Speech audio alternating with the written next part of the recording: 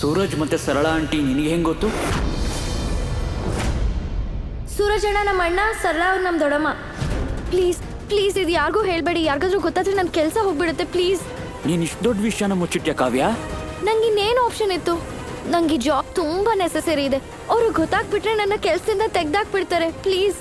ಸರಿ, ನಾನಿದ್ರ ಬಗ್ಗೆ ಯಾರಿಗೂ ಏನು ಹೇಳಲ್ಲ. ಆದ್ರೆ ನಂದೊಂದು ಕಂಡೀಷನ್ ಇದೆ. ಕಂಡೀಷನ್? ಹಾ, ಕಂಡೀಷನ್.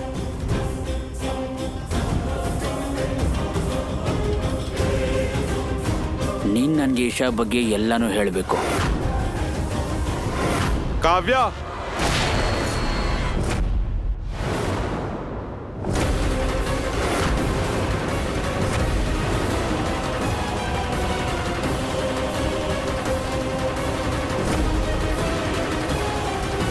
ಮಾತಿನ ಮೇಲೆ ಕಡಿಮೆ, ಥೆರಪಿ ಮೇಲೆ ಜಾಸ್ತಿ ನಿಗಾ ಇರಲಿ.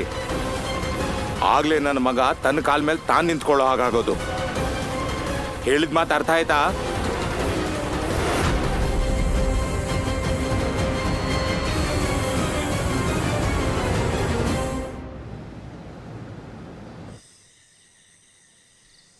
ಅತ್ತೆ ಒಂಚೂರಾದ್ರೂ ಟೇಸ್ಟ್ ಮಾಡು. ಟೇಸ್ಟ್ ಮಾಡಿದ್ರೆ ಡ್ಯಾನ್ಸೇ ಮಾಡ್ಬಿಡ್ತೀಯಾ.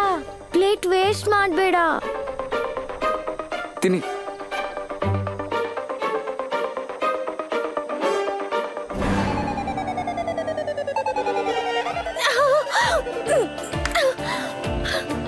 ನೀರು ನೀರು ನೀರು ನೀರು.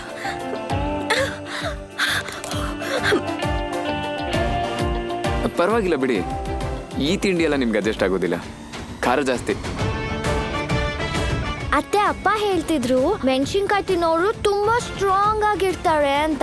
ನಾನ್ ನಿಮ್ಮನ್ನ ತುಂಬಾ ಸ್ಟ್ರಾಂಗ್ ಅನ್ಕೊಂಡಿದ್ದೆ. ಆದ್ರೆ ನೀವು ಇಷ್ಟು ಚಿಕ್ಕ ಮೆಣಸಿನ್ಕಾಯಿ ತಿನ್ಬಿಟ್ಟು ಹಿಂಗಾಡ್ತಿದ್ದೀರಾ.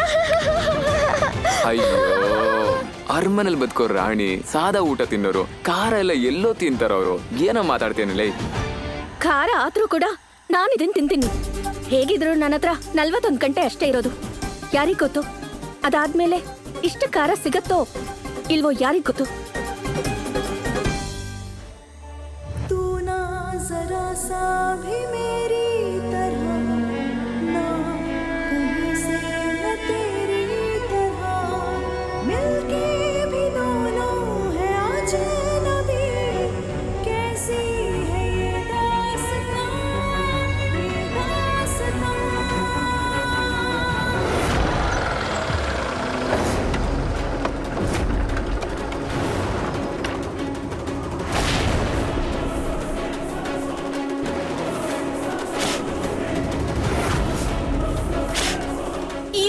What the hell?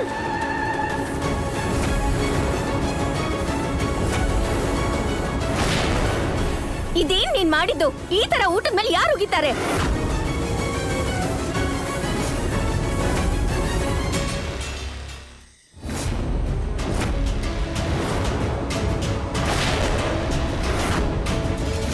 Suraj, Suraj stop.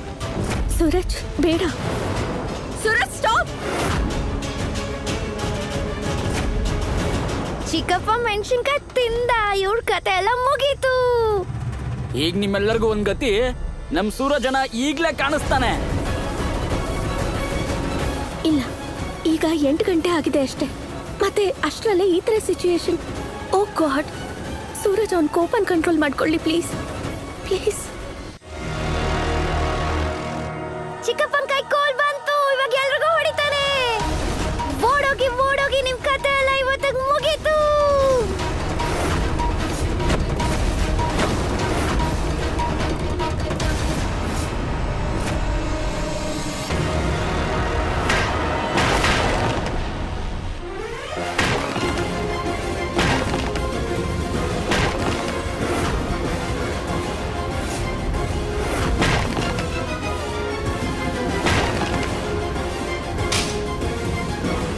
ನಾನು ಇಲ್ಲಿಂದ ಶಾಶ್ವತವಾಗಿ ಹೊರಟೋಗ್ತೀನಿ. ಆದ್ರೆ ನನ್ನೊಂದು ಕಂಡೀಷನ್.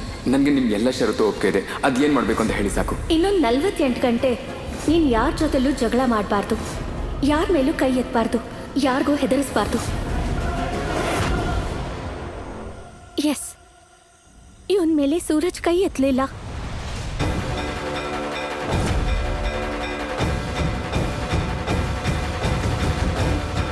ಅಣ್ಣ ಅತ್ತಿಗೆಗೆ ಪ್ರಾಮಿಸ್ ಏನಾದರೂ ಮಾಡಿಲ್ಲ ಅಂದಿದ್ರೆ ಇಷ್ಟೊತ್ತು ನಿನ್ನ ಕೈಕಾಲು ಮುರ್ಕೊಂಡು ರೋಡಲ್ಲಿ ಬಿದ್ದಿರ್ತಿದ್ದೆ. ಬ್ರಹ್ಮಚಾರಿಯಾಗಿದ್ದವನು ಮದ್ವೆ ಆದ್ಮೇಲೆ ಬದಲಾಗ್ಬಿಟ್ನಾ?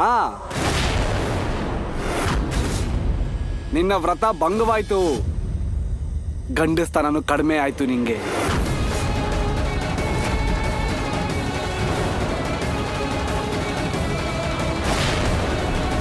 ಸೂರಜ್ ಸೂರಜ್ ಅವನ್ ಮಾತನ್ನೆಲ್ಲ ಕೇಳ್ಬೇಡ, ನಡಿ ಹೋಗೋಣ. ಹೋಗು ಹೋಗು ಹೆಂಡತಿಯ ಗುಲಾಮ, ಹೆಂಡತಿ ಸೆರ್ಗಿಟ್ಕೊಂಡು ಮನೆಗೆ ಓಡೋಗಲೇ. ಕೈ ಕಟ್ಟು, ಕೈ ಕಟ್ಟು. ಕೈ ಮತ್ತೆ ನಾಲ್ಗೆ ಎರಡು ಹಿಡಿತದಲ್ಲಿರ್ಬೇಕು ಬಂಟಿ, ಕೇಳಿಸ್ಕೊಂಡ್ಯಾ? ಯಾಕಂದ್ರೆ ಇನ್ನು 40 ಗಂಟೆ ಆದ್ಮೇಲೆ ಈ ಕೈಗಳು ಹೀಗೆ ಸುಮ್ಮನೆ ಇರೋದಿಲ್ಲ. ಯಾಕಂದ್ರೆ ನನ್ನ ಕೈ ಬಂದಿಯಾಗಿರೋದಿಲ್ಲ ಆಗ.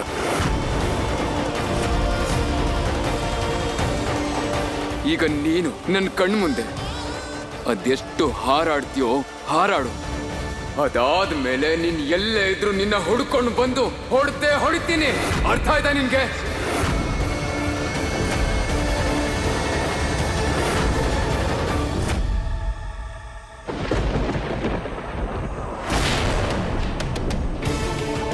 ಈಶಾ ಅವ್ರನ್ನ ಯಜಮಾನ್ರ ಮನೆಗೆ ಕಳಿಸೋದಕ್ಕೋಸ್ಕರ ನಾನು ತಡ್ಕೊಳ್ಳೇಬೇಕಾಗತ್ತೆ. ಓ, ನಾನ್ ಹೋಗ್ಬೇಕು ಅಂದ್ರೆ ನೀನ್ ಏನ್ ಬೇಕಿದ್ರು ಮಾಡ್ತೀಯಾ? ನೀನ್ ನಿನ್ ಕೋಪನ ಮಾತು ಕೊಟ್ಟಿರೋದಕ್ಕಲ್ಲ, ಆದ್ರೆ ತಡೆದಿದ್ ಮಾತ್ರ ನಾನ್ ನಿನ್ ಜೀವನದಿಂದ ಶಾಶ್ವತವಾಗಿ ಹೋಗ್ಬೇಕು ಅಂತಲ್ಲ.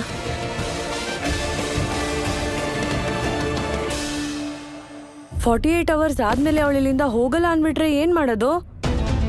ಉಡುಪಿ ಕೃಷ್ಣ, ನಾನ್ ಸೋತೆ. ನೀನೇನಕ್ಕೆ ಯೋಚನೆ ಮಾಡ್ತೀಯಾ? ಅವಳೇನಾದ್ರೂ ಹೋಗ್ಲಿಲ್ಲ ಅಂದ್ರೆ ಅವಳು ಕೂದ್ಲು ಹಿಡ್ಕೊಂಡು ಮನೆಯಿಂದ ಹೊರಗಡೆ ಆಡ್ತೀನಿ. ನೀನ್ ಮಾತ್ರ ಖುಷಿಯಾಗಿ ಈ ಮನೆಗೆ ಸೊಸೆ ಆಗಿ ಬರೋಕ್ಕೆ ತಯಾರಿ ಮಾಡ್ಕೊ. ಖುಷಿ ಅಂತೂ ಗೊತ್ತಿಲ್ಲ ಆಂಟಿ, ಆದ್ರೆ ಟೆನ್ಷನ್ ಅಂತೂ ಆಗ್ತಿದೆ ಸಲ್ಲ ಆಂಟಿ. ಮುಂಚೆ ಅಂತೂ ಒಂದೇ ಚಾಲೆಂಜ್ ಇದ್ದಿದ್ದು, ಈ ಬ್ರಹ್ಮಚಾರಿದು ಪ್ರಾಮಿಸ್ ನ ಮುರಿಸಿ ಬೇಗ ಮದ್ವೆ ಆಗೋದು. ಇವಾಗ ಬೇರೆ ಇನ್ನೇನೇನೋ ಪ್ರಾಬ್ಲಮ್ಸ್ ಬಂದು ನನ್ ಮುಂದೆ ನಿಂತಿರೋದು. ಇವಾಗ ಅವ್ನ್ ಪ್ರಾಮಿಸ್ ಮುರ್ಸೋದ್ರ ಜೊತೆಗೆ ಅವ್ನ್ ಮದ್ವೆನೂ ಮುರ್ಸೋ ಪರಿಸ್ಥಿತಿ ಬಂದಿದೆ. ಒಳ್ಳೆ ದಿನ ನಂಗೆ ಯಾವಾಗ ಬರುತ್ತೆ ಅಂತ ಗೊತ್ತಿಲ್ಲ ಸರಳ ಆಂಟಿ. ಅಯ್ಯೋ, ನೀನ್ ಯೋಚನೆ ಮಾಡೋದ್ ಬಿಡು. 2 ಕೆಲ್ಸನೂ ಒಟ್ಟಿಗೆ ಆಗತ್ತೆ. ಆ ಮಹಾರಾಣಿ ಮನೆಯಿಂದ ಹೋಗ್ತಾಳೆ, ಅದಾದ್ಮೇಲೆ ನೀನ್ ನಮ್ಮನೆಗೆ ಸೊಸೆಯಾಗಿ ಬರ್ತೀಯ. ನೋಡ್ತಾ ಇರು, ನನ್ ಸೂರಜನ್ ಹೆಂಡತಿ, ಅವನ್ ಮಕ್ಕಳು ತಾಯಿ ನೀನೇ ಆಗ್ತೀಯ ಅಷ್ಟೇ. ಹೇ ಉಡುಪಿ ಕೃಷ್ಣ, ನನ್ ಪ್ರಾರ್ಥನೆನ ಸ್ವೀಕರಿಸು. ಅರ್ಧ ಟೈಮ್ ಆಗಿದೆ, ಇನ್ನು ಅರ್ಧ ಅಷ್ಟೇ ಬಾಕಿ ಇರೋದು. ಎಲ್ಲ ನಾನು ಅನ್ಕೊಂಡಂಗೆ ಆದ್ರೆ ಆಗ ಈಶಾ ಶಾಶ್ವತವಾಗಿ ನಮ್ಮ ಮನೆ ಬಿಟ್ಟು ಹೊಟ್ಟೋಗ್ತಾಳೆ. ನನ್ ಗಂಡಸ್ತನಕ್ಕೆ ಸವಾಲ್ ಹಾಕಿದ್ದಾನೆ, ಅದು ಸೂರಜ್ಗೆ ಸವಾಲ್ ಹಾಕಿದಾನಲ್ಲ. ನನ್ ಮನ್ಸು ಮಾಡಿದ್ರೆ ಎಲ್ರಿಗೂ ಒಂದೇ ಸಲ ಒಂದೇ ಕೈಕಲ್ ಮುರಿದು ಹಾಕ್ಬಿಡ್ತಾ ಇದ್ದ. ಮುಟ್ಟಾಕ್ಬಿಡ್ಬೇಕಿತ್ತು, ಆದ್ರೆ ನನ್ನನ್ ಮನೆ ಕಳ್ಸೋ ಆತರ ಇದೆಯಲ್ಲ ನಿಂಗೆ. ಪಾಪ ಬ್ರಹ್ಮಚಾರಿ.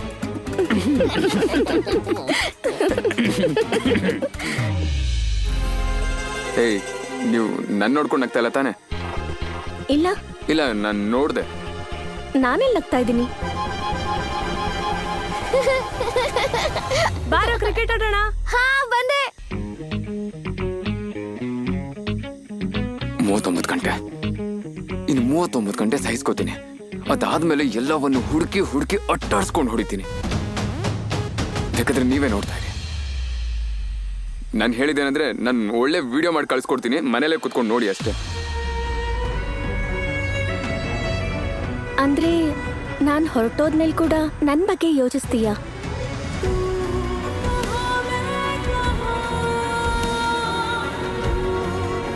ಸೂರಜ್, ನಿಜ ಹೇಳು, ನಾನ್ ಹೋದ್ಮೇಲೆ ನನ್ ಬಗ್ಗೆ ಯೋಚಿಸ್ತೀಯ ಅಲ್ವಾ?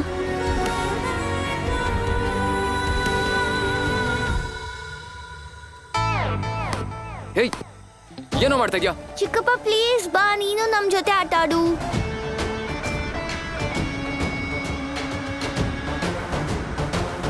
ನಡಿ ಆಡೋಣ. अजब है कहानी, गजब है फसाना, है रिश्ता ये कैसा किसी